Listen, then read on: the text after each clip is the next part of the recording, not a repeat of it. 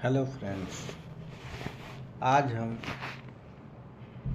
चर्चा करेंगे एक गहन ऐतिहासिक और आध्यात्मिक शैली की पॉडकास्ट, जिसमें ईश्वर, सिस्टम और नेचर के संबंध में मानव सभ्यता के इतिहास को जोड़कर प्रस्तुत करेंगे।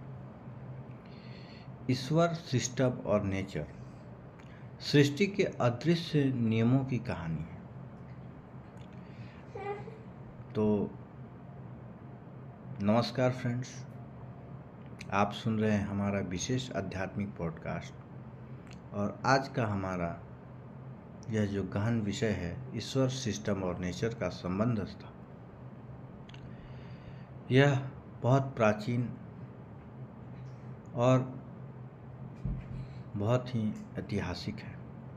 जब आदि मानव ने पहली बार आकाश की ओर देखा होगा और सूर्य को उगते और अस्त होते देखा होगा, ऋतुओं को बदलते देखा होगा, तब उसके मन में एक प्रश्न उठा होगा, एक विचारों की आंधी आई होगी, क्या इस सब के पीछे कोई व्यवस्था है? मानव इतिहास की शुरुआत से ही मनुष्यों ने प्रकृति में एक अद्भुत अनुशासन देखा।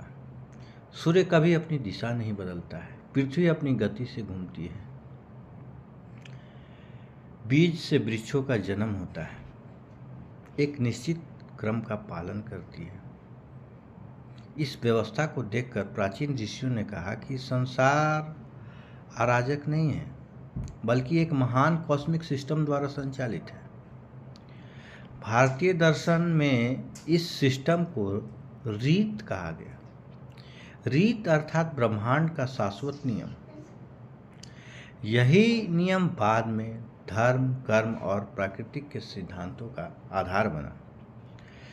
यदि हम इतिहास को देखें तो पाएंगे कि मिस्र, यूनान और भारत, चीन जैसी महान सभ्यताओं ने प्रकृति के नियमों को समझने का प्रयास शुरू से किया। उन्होंने महसूस किया कि नेचर केवल पेड़ पौधों और नदियों, पहाड़ों का नाम नहीं है। नेचर उस अदृश्य व्यवस्था, अभिव्यक्ति जिसे हम ईश्वर कहते हैं। कल्पना कीजिए कि एक विशाल कंप्यूटर चल रहा है, स्क्रीन पर कुछ दिखाई देता है, वह नेचर है, उसे चलाने वाला नियम सिस्टम है और उसे एक प्रोग्राम का निर्माता